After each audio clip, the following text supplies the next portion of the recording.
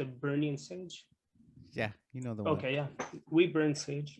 And and welcome to another exciting episode of Rebel Sage Perspectives. I'm Rudy, And I'm Michelle. and today we have with us, straight out of Whittier, empty seat. Originally. Originally, empty seat. Yeah. Erin, Anthony, Rickey, welcome to the show. Thank you so much for coming. Thank you. Thank you. Thank you. Thank you. How's it going? Going good. going How are pretty you good. guys doing? Good, good. We just came back from San Diego vacation just last night. So Awesome. Very nice. yeah, it's relaxing. Yeah. So what do Hanging you in, guys what's that? hanging in there, trying to get through this Hanging. thing. Yeah. Yeah. So yeah. So what do you guys have going on? Do you have any shows going on? Or I mean, I don't know. Is California still kind of locked down or Yeah, it's things are starting to open up, like a lot of bars and stuff like that, but not festivals or bigger shows. So Right. we've just been pretty much just writing and recording and working on a video for our last release called Rise. And then we're about to go into recording for another 2 songs. Very nice. Awesome. Very nice. So it's always interesting to me. Well, one, when the music bug bit ya, and I'm gonna get 3 different answers, I'm hoping. But if y'all would kind of just tell us about when you decided that this was something that you had to do, were drawn to do, got to do. You want to go, Rick? Can you repeat that? I'm sorry. I just want to know when you first got excited about doing music. Doing music again. Well, I think it started with us when in 2008, I want to say maybe, when I joined the band. They've already been established for a while. But we took like an 8-year maybe break hiatus, and we got back at it maybe like 4 years ago. So ever since then, I think we've been pretty much keeping keeping at it, being back at it. So yeah, I think in those 4 years, we recorded a couple songs, been in the studio, we've been back to playing shows, and I don't know, we're still kind of trying to still push, still trying to do it. So I've seen video clips of the shows, and it's very lively. It's exciting. It's it's the thing that you go to see rock and roll, and immediately Empty Seat comes to mind. Thank you.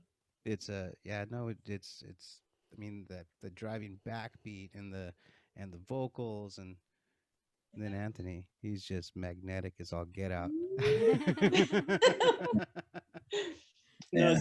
that's what we're trying to do. I mean, you can sit in your room at home and your safety area and work out a song, but when you want to do a show, it's not like you're just presenting a presentation of this is how perfect we can be. Like when I think of shows, I can think of like the old Doors shows where the Doors in the 60s, like you didn't know what you're gonna get. Like a show has to be like that. I mean, you have to give them something, you may not play perfect, but you gotta give them a show. I mean, you want them to see something different every time. Yeah, there's nothing like the moment. Yeah, if it's in your blood, it's in your blood. I mean, for us, that's what has kept us going for so long. I mean, Anthony and I have been in Empty Seat since 2002, and I can't even believe it's almost been 20 years just playing live, except for that hiatus we had for 8 years. But yeah, for me personally, it's just in my blood. And I sometimes I feel like, okay, we've done enough and I want to take a break, but it just keeps calling you. It just keeps coming back. And I just think if you're meant to do it, it's just gonna naturally happen. I And can we're totally back relate to that. strong. Yeah, we're stronger than ever right now. It just seems like we got this spark. We have a lot of material that we've done for the last 20 years that we want to re-record and just make sound so much better because we're more mature now. And we're just ready to just, I guess we're in our prime and we're ready to just put it all out on the table. Like just whatever happens, you know, Yeah. a lot of life changes. And, um, you know, I think like at this point, we just want to be ourselves now. You know, there's no show or no acting. Like we just want to play with our hearts and souls and show that to people. Yeah, that's 100% correct. Like organic, it just happens. What you're getting, you know, if I'm really in a good mood, I'm gonna be flying all over the stage and trying to shimmy, and Yeah. it's just not planned. And no genre, you I know, just feel it. we don't have, I don't define myself a certain genre, although people say like alternative, but we love everything from, we do some rockabilly stuff, we do some blues stuff, we can, you know, rock, metal, jazz. I mean, Not I'll really rap, I don't metal. care. You give me a song, I'll freaking rap. Not really But metal. it's just about having fun, you know, and we Yeah. love to have fun, you know. It's more like out of control rock and roll. Like if we can achieve that, because we'll write like a piece into our, let's say we're doing live set and we want to do something different, we'll write like a quick medley and just kind of go on a tangent in it if we can, you know. But we haven't achieved that level yet of like doing like 2 hours straight. I think we played like 3 hours, but it's always like a bar setting where you kind of get a break. And Yeah. we're trying to work ourselves up to be prepared to be able to play like a Foo Fighter set, you know. It just keeps going on and you got a drum solo and all, you know. Right. If you can play that long and not get tired, that's pretty cool. Yeah. Yeah, that's a feat in its own. I think sometimes people they see performers and they're like, "Oh, you play for a living." Ha ha ha. Oh, fun and games. It's like, "Well, wait a minute. Stand there. It's hot enough under the light just standing there. But Mhm. if you're singing or if you're playing something or you got to move, the music's moving and it moves you and it moves the crowd and next thing you know, you're sweated through all your clothes." It's like the best feeling. It's the Yeah. best feeling in the Yeah. world. I Yeah, love it. if you're not sweating Yeah. or you're like, I don't want to wet my shirt, like that's Yeah. not for you. I Like you think need that's what to, people want, you know, that they keep coming back because it's that feeling. You know, they say it's like when people eat chocolate, it's like sex. You know, music has that same euphoric feeling that you crave, even though you're off the stage and you're at home, you're just like, you want it again. No Yeah. matter how old you are, you can be 70 years old, you're still gonna want it. You know, music doesn't, you're not defined by age. It's by feeling and heart. Are you a true musician? It's just going to happen. Yeah. And I think in this day and age that needs to be, you know, with the younger generation, you know, like I see a lot of younger generation when people are looking to start a band or do something and it's like, you're too old, you know, like no way. But you know what, the older people have more experience and they're more professional and they could teach you something. So True. open your Yeah. ears, you know, and your eyes and take the experience if you can, because I personally, I love music from all genres and from all times, a lot of older stuff, and I learn a lot, you know, and I'm open to collaborating with musicians of all ages and, you know, just, I don't know, Good, because I've been writing some stuff. I'd like to send it to you guys. bring it. All right, cool. Yay, Sage! Hey, Well, wait, we'll go to Tennessee. I want to go see Tennessee. So Please Yeah, no, come by to all Tennessee. means. Heck yeah. yeah, unless you I'd want to love come to. out here, we're near Joshua Tree now, and we have like a nice, it's rural county, so we're on a big piece of land they're here. both nice. Yeah, I I s- haven't been to Nice. Tennessee myself. I'd love to see that. So we'll come visit you It's- sometime. The it's greenery and blue skies and I have to say very sweet welcoming people. Oh yeah, Yeah, yeah. none of like when I first came out here, I like a lot of my friends and family like man, you're going to the South, man. You're a person of color going to the South. I'm like, hey, you don't know anything. You don't know. You've never been there. All you see is what people say, stupid things on TV, and the dumb stuff that's been perpetuated in pop culture, and it's nothing like Exactly. that. I mean, except for the funny way they talk. I don't know what you're talking about. I don't know either, dear, but they all kind of talk like this. Somebody once told me not to talk like I was Southern because people would think I was stupid, and I was like, "Wow, well, that's on them." Yeah, no, I've met some people where I could barely understand what they say, but they have a bunch of plaques on their wall, and doctor this and master of that, and Yeah, it's funny. Yeah. Funny speech patterns does not make intelligence. truth. No, never judge the book by its cover, man. Yeah. Absolutely. You know. So, Ricky, what is your favorite? What's your favorite song to play? And you're the bass Drummer. I'm the drummer. Drummer. Okay. What's your Big drum. favorite song? Ooh, that's a good question. I mean, honestly, I like playing them all, but I think what really gets the blood flowing and all are faster like music songs. But right now, I think it's Won't Wait, because I think that's one of our latest singles, and ever since it's been out there, it just has that dance groove feeling, and it gets you going. But and then going into other other songs that have more deep meaning, like Whisper, like it's a really like more like of a ballad, like rock, like has that old like Right. heavies, so it all depends on the mood and then all. But I mean, I like playing I like playing all our songs. There's no really, I don't have any chooser favorites, but Yeah. it's got to be One Way. Yeah, it has Cool. tons of energy. So have you guys heard that song yet? I'm pretty sure that because I went. Is that on the Spotify? It is. It's one Yeah, of our there's songs. only two. Yeah, there's only two on the Spotify right now, because we had two albums prior, from the early 2000s, and we pulled them down, and we're redoing everything. So I mean, the Okay. best of. We're taking like Because- the best of and redoing it all. Yeah, because we when wanted I to- went on, I was like, wait a minute, I know there's more than this. Yeah, Mhm. actually, Yeah. there's, But Yeah. that's so remastering. You're doing a remastering then. Yeah, we almost have 3 albums worth of music, but we were younger, and we've learned a lot more now, and some of those songs are so good that we just want to make them the best that we can. yeah, So we're taking some of those songs and we're changing them up a little bit, adding a little to them, and bringing them to life.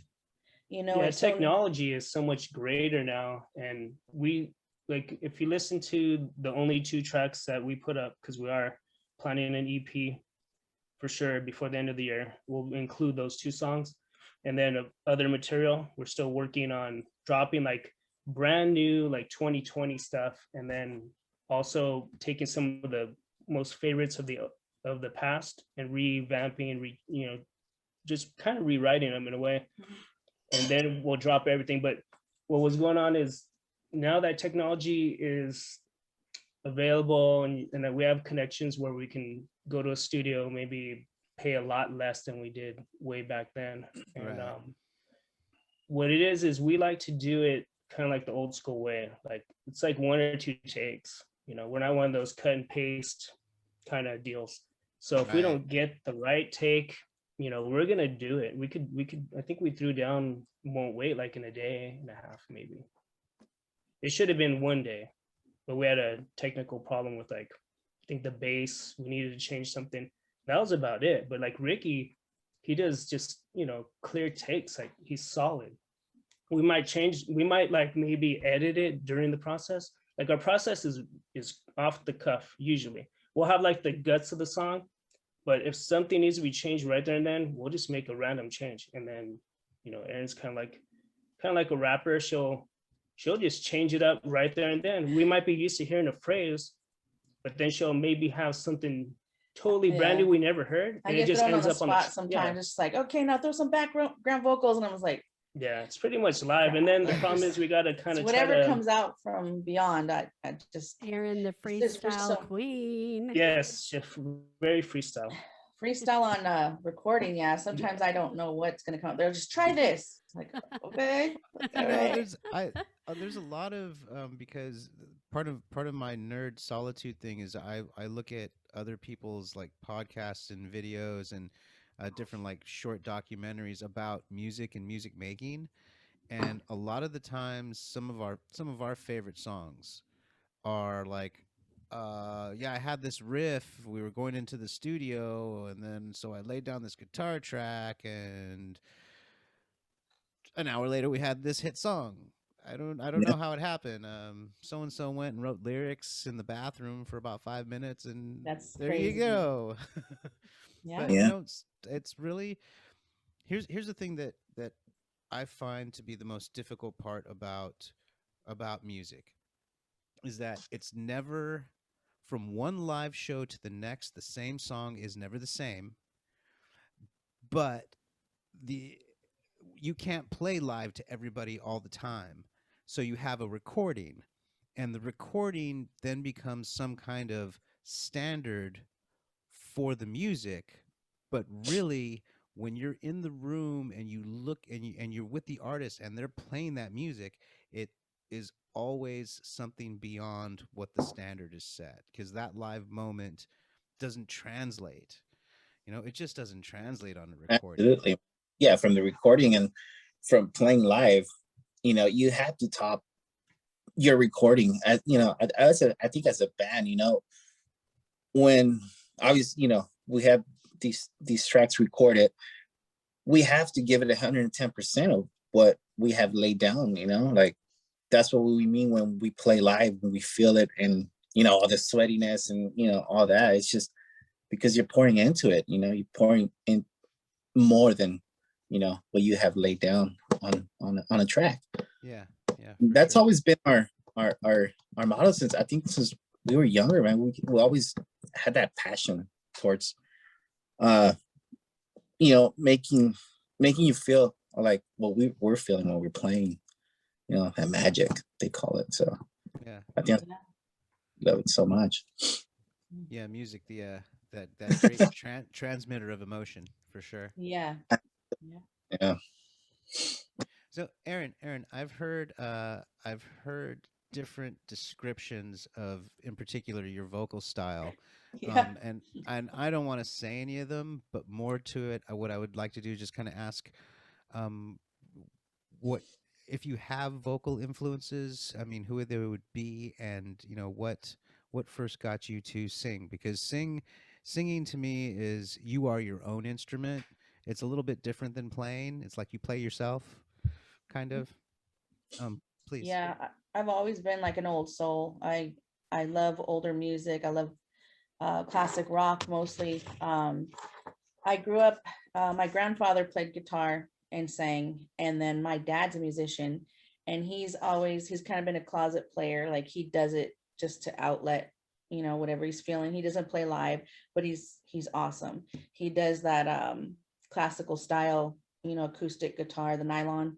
Mm-hmm. And so I kind of grew up with him, always playing and always singing around me, and he'd play for the family, and whenever we had gatherings, he'd be there. So I was always around it, but I was never involved in it.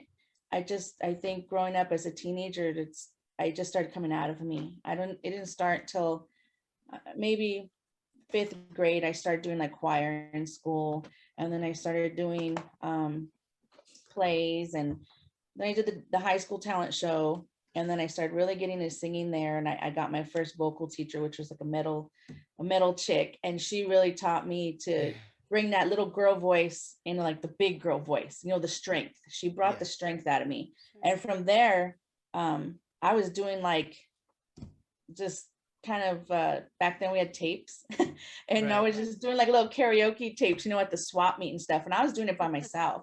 And then I don't know why, I just had this thing where I wanted a guitar. My dad bought me my first Stratocaster, and I just play. I didn't know how to really play. I just started picking it up, And then one day I just decided I want to start a band, you know? So I just picked anyone at the time. My boyfriend at the time said, you're going to do drums. He didn't know how to play drums.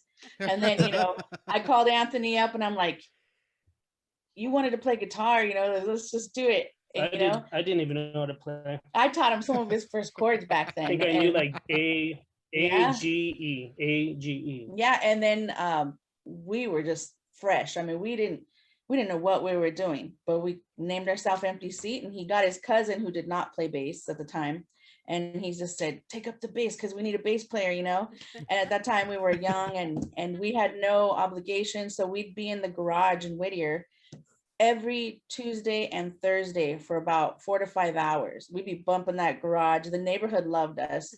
And that's how we learned how to play. You know, it was not really taught to us professionally. No one told us what to do. We just it just what came from our soul. And for me, that's where music came from. One of my big influences vocally is Pat Benatar. I love Pat Benatar, and I love David Bowie. Those have been my two, the male and the female. But I'm inspired by a lot of things. I love so many types of music, but I've really been self-taught, you know. And I just believe, you know, talent, if you have it, it's in there. You just gotta work on it a little bit and, you know, tune it up. But if you have it, it just comes natural. And that's just what I've been doing since back in the day, is just getting on stage. And when I get on stage, it's almost I can't say like things just come from somewhere. I just kind of like zone out and I just let something take over. And it's almost like I'm not even there until the show's off, you know, and I'm off. It's like, how did I do that? I have no idea. Like it just comes. So it's really a feeling, you know, like I said before, it's that feeling that feels so good that you want more of it. And I just kind of open myself up to the stage and let it fly. But I have kind of a theory about that, about that feeling of you don't know what happens. And I understand exactly what you're saying. It's like, you know, at one point the lights go up and then the lights go down and you've just done a show, you don't know what happened, but you know, they're cheering. You're like, okay, I guess it was okay. I think what happens is the ego falls away. And the ego is something that our egos watch ourselves. I mean, the ego is just it's a heavy trip and you will watch yourself. I think what happens is it's not that something else comes through us. I think what we are happens in the moment and we're not watching. Everybody else is watching. Yeah. We're only simply being in that moment. Yeah. It's all you. It's totally all you. Definitely. And most of the songs, which are trippy, that we wrote in that little garage were the guys, you know, the way we write is, you know, usually he comes up with the riff, the idea, and then the band goes off of it. Almost, I'd say maybe 90% of the lyrics to our songs, they come subliminally to me. Like they just play and it just comes, and we have to hit record because sometimes good stuff comes out of there, and you won't remember, you know. So a lot of times when we jam out or we try to write a song, I just hit record, and then it's like I go somewhere, and then after the song we stop, another day I'll go by and I'll revise it all, and I'll go like, yeah, how did I do that? That was good. And then I write it down. So a lot of those songs, I didn't purposely write a storyline or anything. I didn't, not even the title or the storyline of the whole song. It was, I don't even know where it comes from. Sometimes it's like word, it's like word garble, and then it's like, I think you were saying this kind of word here, and then maybe that's the only time she'll pen it. But usually it's just all, we still haven't written anything down. A good example is there's a song we had a long time ago called Shake It. And when they would be playing like all punked out, and I would say something like dee-da-la, dee-da-la, dee-da-la, do. And then eventually it turned into didn't want to know. You know, it just like, it just kind of goes like that. Like I'll go off just like kind of a mumble, and I know like what I want it to be, but I don't know the words yet. So I kind of like mumble it. And then later when I sit down, listen to it, I go, that's what it sounds like. And I just write it, and it kind of goes together. So I don't know if someone's helping me out from somewhere else or something, but it just comes. Yeah. You know what? This is actually, it's kind of trippy that you're discussing your process right now, because I mean, like I said, I look at, you know, these documentaries and these little behind the scenes things, and the other day I was listening to an extended like an extended cut of the Rolling Stones, and I think it was the Exile on Main Street album. And so this album included um like writing sessions and rehearsal stuff, and where they're basically what you just described to me, like someone comes up with a riff and then you go beat over some stuff. They were doing that. Like I hear Mhm. Mick Jagger going ba ba ba ba on something and then coming Mhm. back and like, wait a minute, that's the riff to bitch, and that's not words that he's saying right there, but that turned into that verse right there. So that's amazing. That's great. Exactly. It's You're exactly. doing it like the greats do it, I don't. which I automatically think it's because the makes you great greats. automatically. I think the greats just because it's real. You know, it's what's coming from your soul, and if it's coming from your soul and your heart, it goes. It just blends. And I can't explain how. It's almost like it's channeled through you. Yeah. So Yeah, it's even harder when you're just writing something, right? Like you pick yeah. up a guitar and that whole, I think for me, the other problem is I think we focus on being original. And I know our band, we have tons of original songs. There may be one or two riffs or something that you pick up from when you hear it, right? Like you go, I heard that song before. Like you play it, you're just like, shit, that's someone wrote this already. You know, you run into that brick wall like many times writing, you know, and trying to avoid that all the time, you'll go crazy. Yeah. So you have to kind of, we're trying to invent us. We're not defined yet. I mean, that's why we call it alternative rock. But it's just hard to go through that maze of like, don't sound like them. You know how like the Puddle of Mud had like a bunch of other Puddle Muds, and you had like Blink Right. 182. There's like a bunch of other pop. You know, I try to steer clear, but still have that influence. That's the hardest part, I think, because you don't know how, you know, how can you reinvent something like the wheel that's been spinning Right. for so Right. long? Yeah. It, Yeah. rock Impossible. and It's roll. almost impossible unless you're gonna go into a whole new journey, you know, like and one of those unending tangent glorious long songs, you know, like a rock opera type thing, like a Bohemian Rhapsody, like you know, something Yeah. It's huge. Tommy. Yeah. Yeah, exactly. I mean, I adore those kind of that sound too, but at this point it's like I need to finish, I gotta learn and see if we can accomplish writing a solid 3-minute song, and then I'll do tangents. I could do that all day long. I love that Right. kind of stuff. Like Pink Floyd goes on forever, like 8 minutes. I could do that all Yeah. day long, You're but like, can I hey, give write me a 3 song? chords. I'm gonna solo for 3 hours. Yeah. We're jammers. We love to I- jam.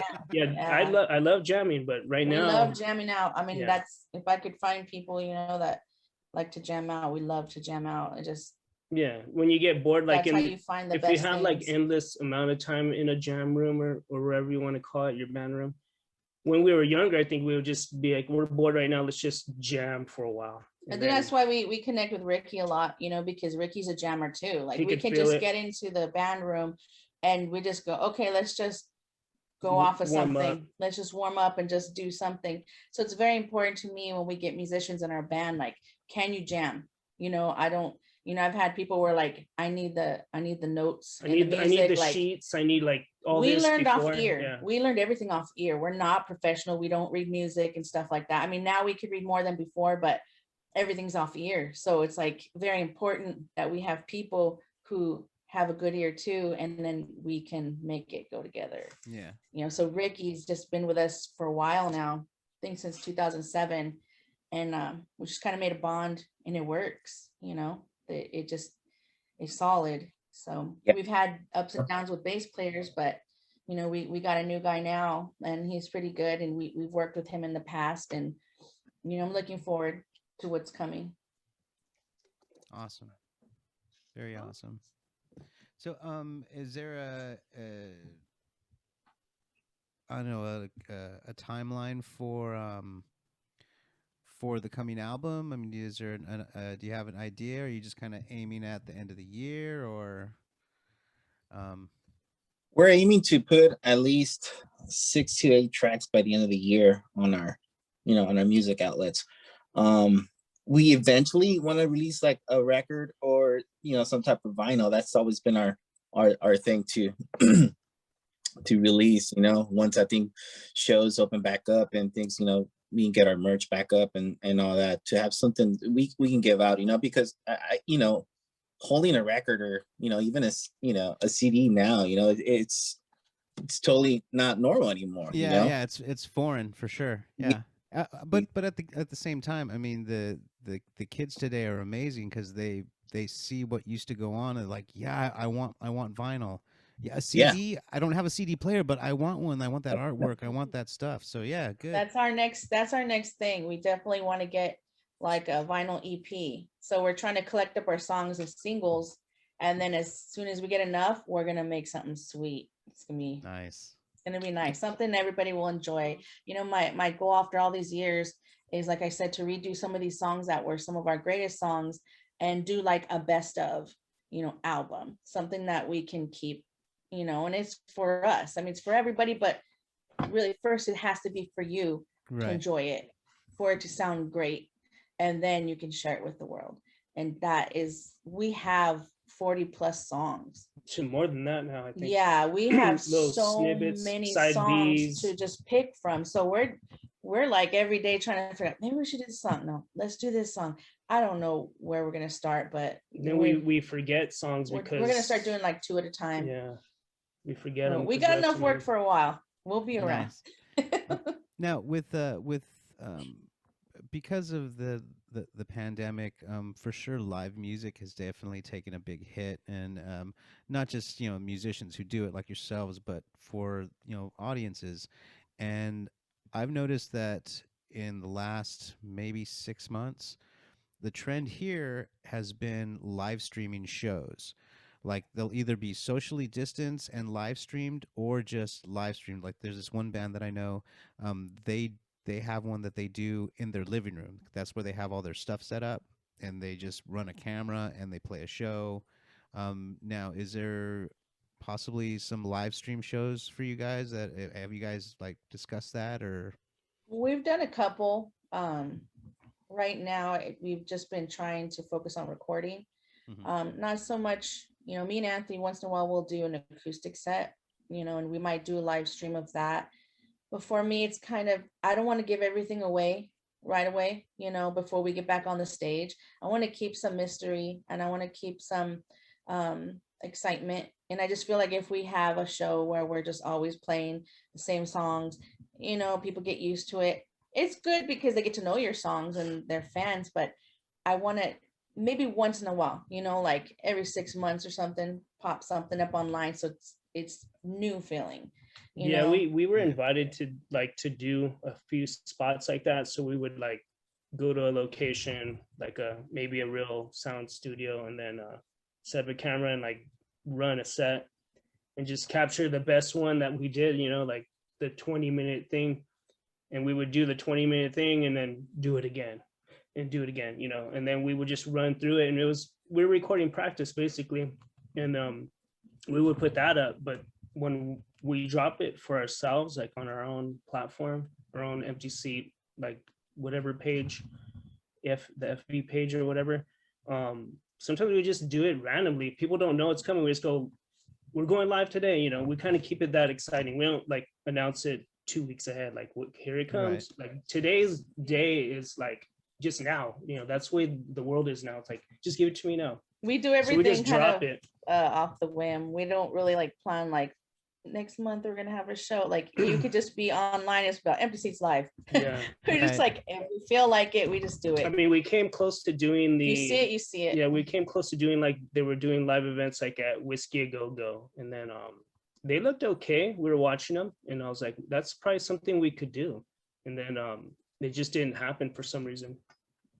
But like, if we want to go, I guess, and do a live thing, we need like probably the whole shebang, make it like a show. So probably right. You know, a Yeah. little bit of get some lighting and all that stuff. We also have to, we are all from different areas. So Anthony and I are out here in Yucca, and then you got Ricky's in LA, and then our bass players in Laguna Beach. So we have to, find a time where we can get together and make those things happen. So that's why most of the time, if we do a live set, a lot of times it's me and Anthony acoustic, or it's just us three. We don't have the bass player with us. It's like kind of semi, Yeah. like a MTV Unplugged kind of thing, where it's like plugged in guitar, but it's acoustic. Or we've done that with Rickey, and we'll drop that on. You can find that. It's still there online. We kind of did our songs a different way. We just went like, okay, this guitar has like a lot of gain on it and all this other junk. We strip it down to just another electric guitar with a little reverb, and we just play it differently. And it's not planned. We kind of just try it, and then if we don't like it, we won't put it up. But Yeah. usually we'll just go on the whim and do it that way. That's kind of our acoustic thing right now. If we do the three of us. We just moved, so location. So we're working on our own space right now for Empty Seat, place that's set up.